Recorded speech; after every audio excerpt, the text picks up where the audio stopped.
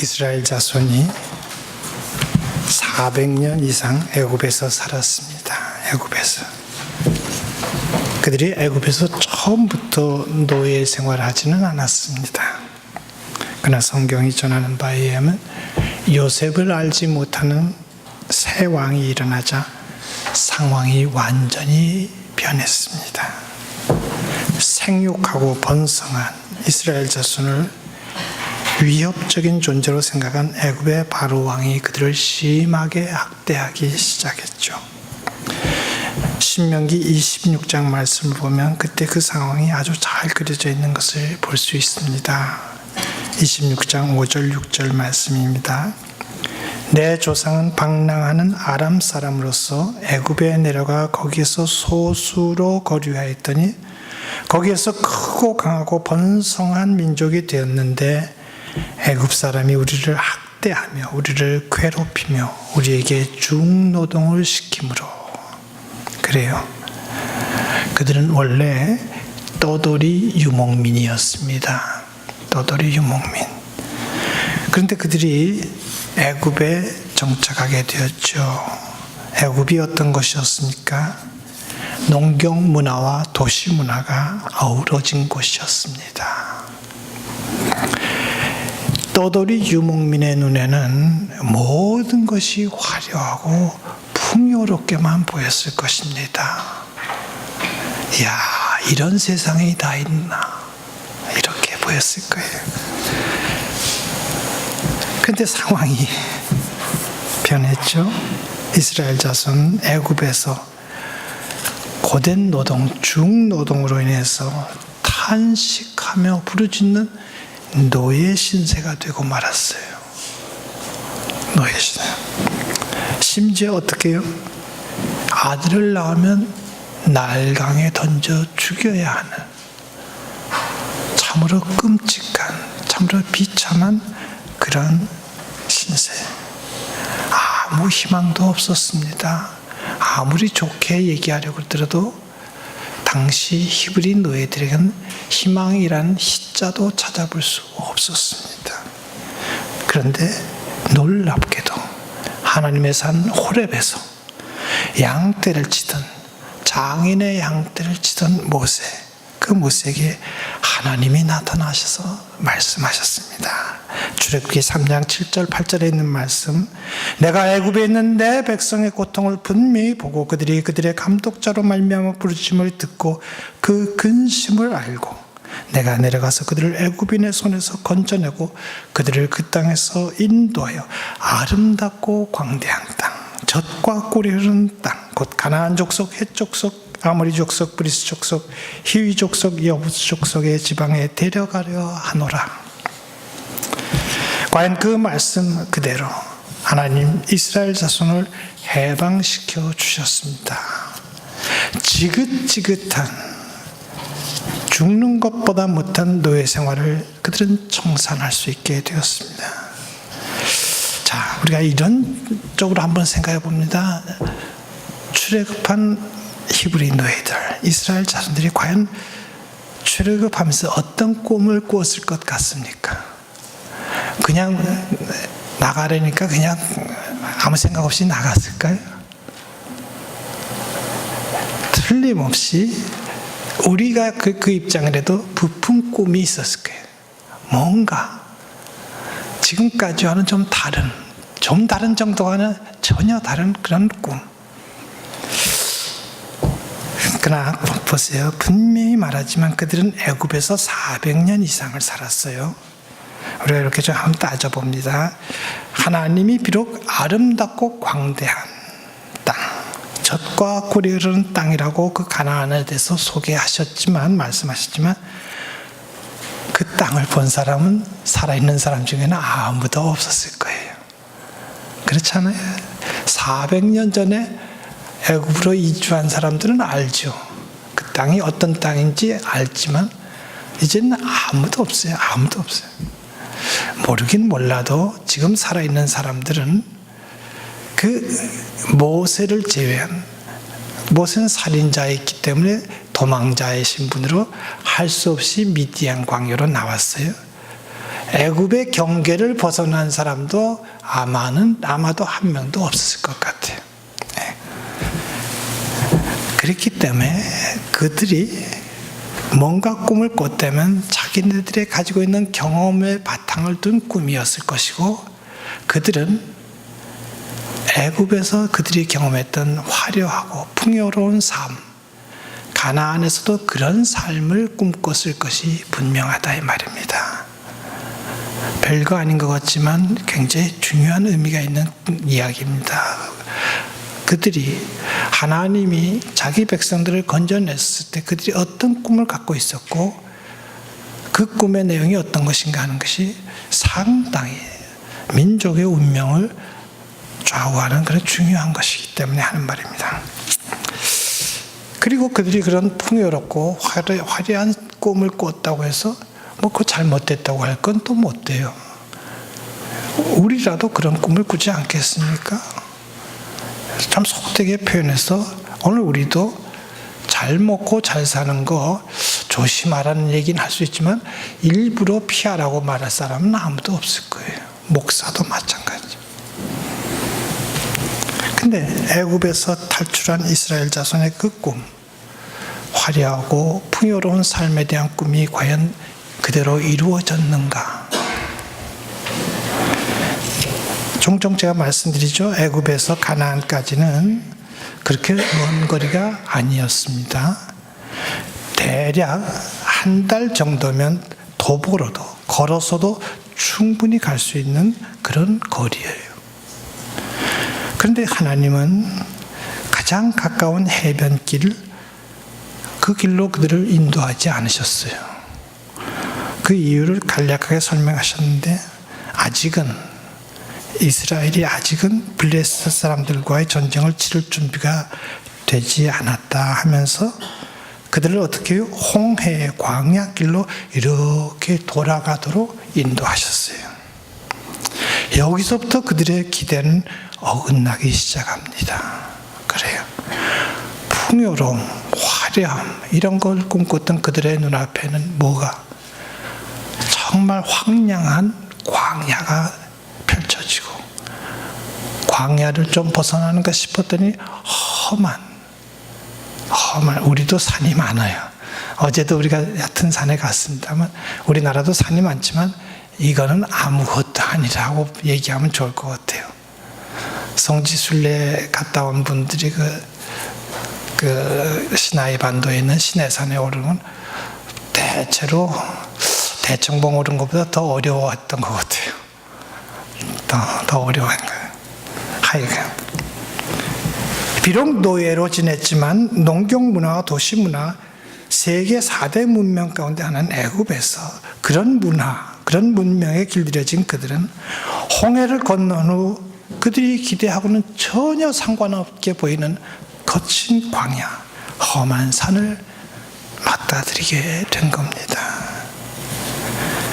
바로 그 험한 산 시내산에서 하나님 강림하셔서 그들과 계약을 맺으셨죠. 십계명을 비롯한 율법을 그들에게 주셨습니다. 그것부터 그들의 기대와는 전혀 상관이 없는 어긋나는 이야기입니다. 그들이 하여간 광야에 진을 치고 기다릴 때 산에서 우레, 번개, 빽빽한 구름이 그 산 위에 있고 나팔 소리가 매우 크게 들리면서 불 가운데 하나님이 강림하셨다고 출애굽기는 소개하고 있어요. 애굽에서는 전혀 보도 듣도 못하던 그런 광경이 눈앞에 펼쳐진 겁니다. 신기하고 놀라운 광경이요, 두려워하지 않을 수 없는 그런 광경입니다. 하여간 모세가 하나님이 하신 모든 말씀을 기록한 언약서라는 것, 약속에 관한 그 어떤 문서를 가져다가 그들 앞에서 낭독하자. 그들은 어떻게 했어요? 얼떨결입니다. 제가 솔직히 말해서 깊이 생각해보고 잘 생각한 다음에 거기 응답한 게 아니라 얼떨결에 우리 그 말씀 준행하겠습니다. 그 말씀 준행하겠습니다. 겁먹었어요, 솔직히 말해서. 괜히 딴소리 했던, 그냥 벼락 맞아주고 당장 눈앞에서 벼락이 치고 막 별 듣도 보도 못하는 나팔 소리가 들리고 땅이 진동하는데 그러지 않을 사람이 어디 있겠어요. 근데 얼떨결에 했던 어쨌든 말씀을 지키겠다고 준행하겠다고 대답했으니까 그대로 했으면 참 좋을 뻔했는데 어떻게 됐어요? 모세가 하나님이 친히 기록하신 돌판 10계명 그 돌에다 기록한 그걸 받기 위해서 40일 동안 산에 올라 머물고 있는 동안에 문제가 발생했어요. 네.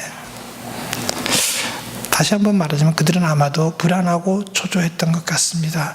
모세가 있을 땐 불평을 하더라도 모세한테 불평하면 조금 답답한 게 좀 풀렸을 텐데 불안하고 초조하고 또 한편으로는 벌써부터 떠나온 애굽이 그립기도 했던 것 같습니다.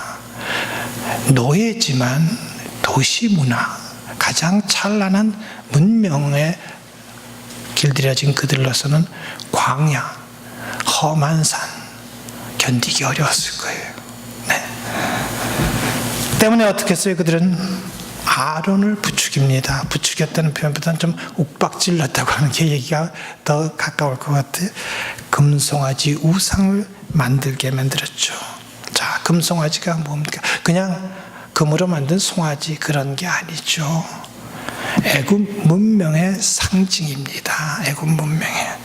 애굽은 신도 참 다양한 신을 섬기는 중에 황소도 신으로 섬겼다 그래요. 황소.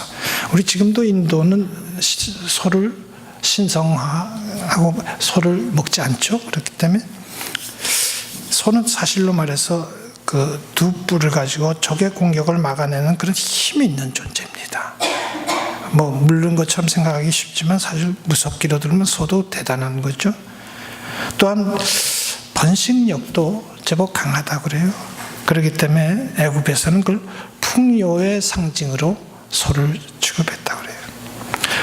그랬기 까닭에 그 당시 또 훗날 여로보암이 이스라엘 나라를 세우고 나서 가장 먼저 한 것도 금송아지를 만들어 놓고 그 앞에 제사 드리도록 백성을 이끈 것입니다. 자, 성경이 말하고 있는 우상이란 단순한 어떤 신상을 의미하는 게 아닙니다. 우상이라는 것은 오늘 우리도 잘 생각해야 됩니다. 하나님과 맞서는 모든 것을 하나님도 자기들 멋대로 할 수 있다는 생각이 깊이 배어 있다는 그 증거입니다. 바로 그랬기 때문에 금송아지. 그들에게는 가까이 하기 어려운 그런 하나님이 아니라 그들이 원하는 대로 움직여주는 그런 하나님이 필요했던 것입니다. 때문에 그런 관점에서 볼 때 우상을 만들지 말라는 10계명의 두 번째 계명은 하나님을 인간이 마음대로 주물릴 수 있다고 하는 생각을 버리라는 요구로 이해해도 좋을 것 같습니다. 애굽에서 경험한 신들과는 전혀 다른 하나님, 그 하나님이 주신 율법은 참으로 좋은 선물임에도 불구하고 그들이 감당할 수 없는 무거운 짐이었습니다.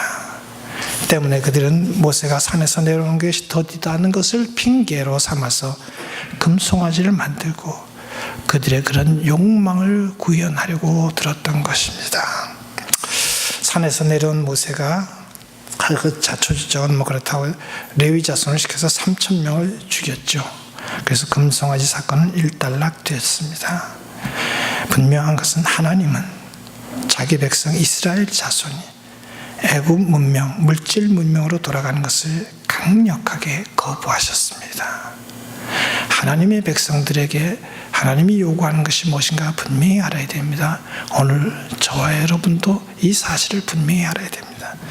결국 시내산 언약이라는 것은 그들이 나가야 할 역사의 방향 제시였다고 해도 틀림없을 것 같습니다.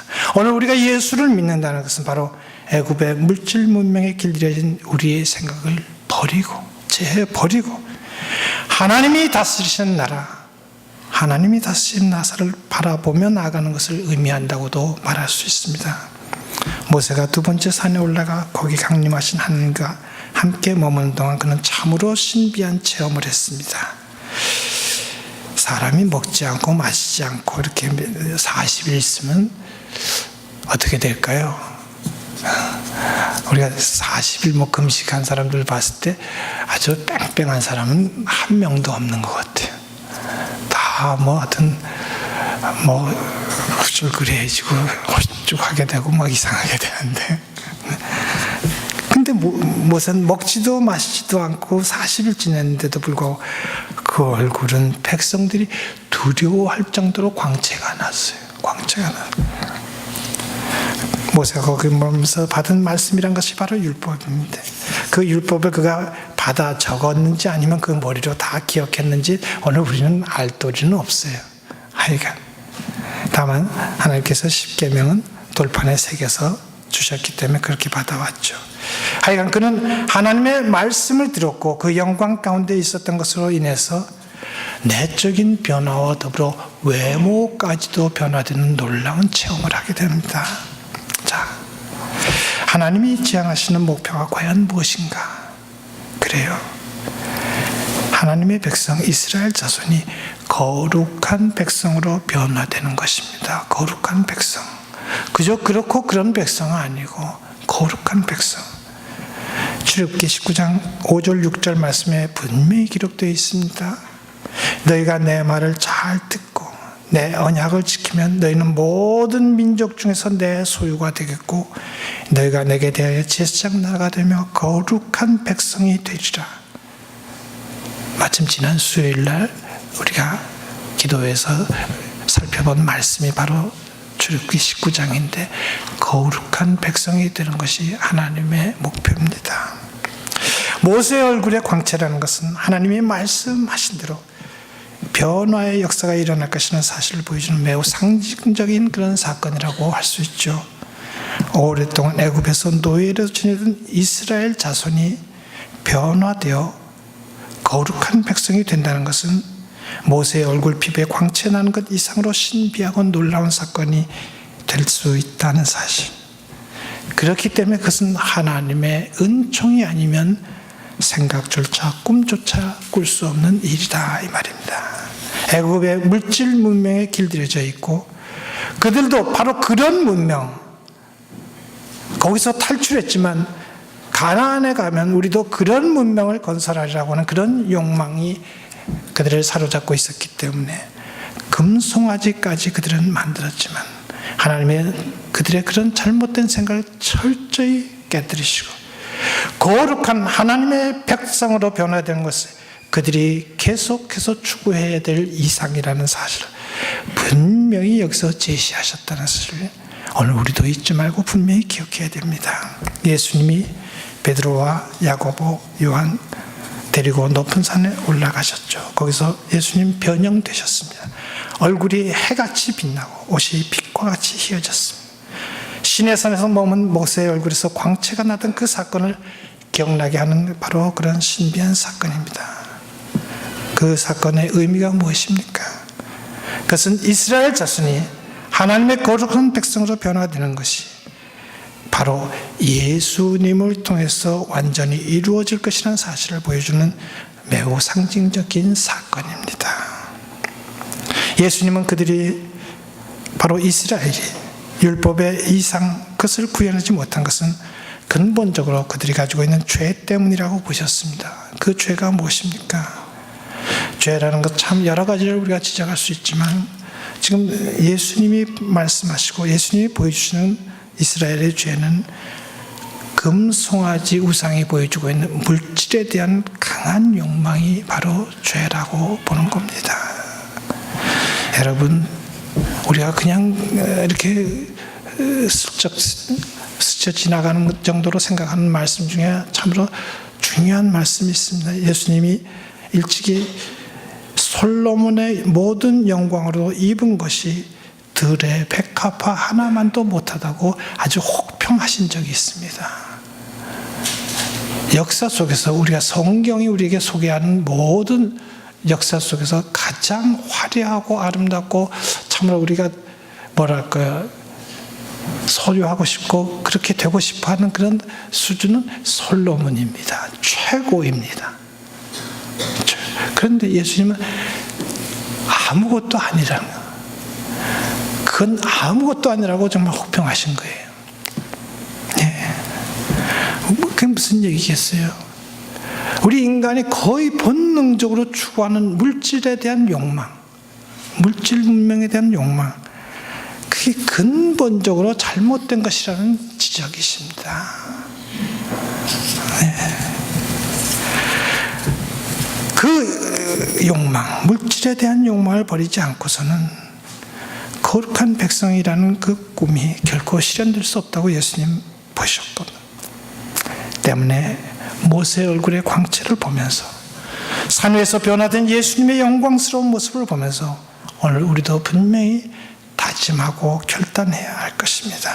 더 이상 세상에 속한 헛된 것들에 우리의 마음을 빼앗기지 말고 거룩한 하나님의 백성으로 변화되어 구원을 베푸시는 주님께 영광을 돌리는 그런 삶을 사는 참으로 복된 주님의 지자들이 다 될 수 있기를 간절히 바랍니다.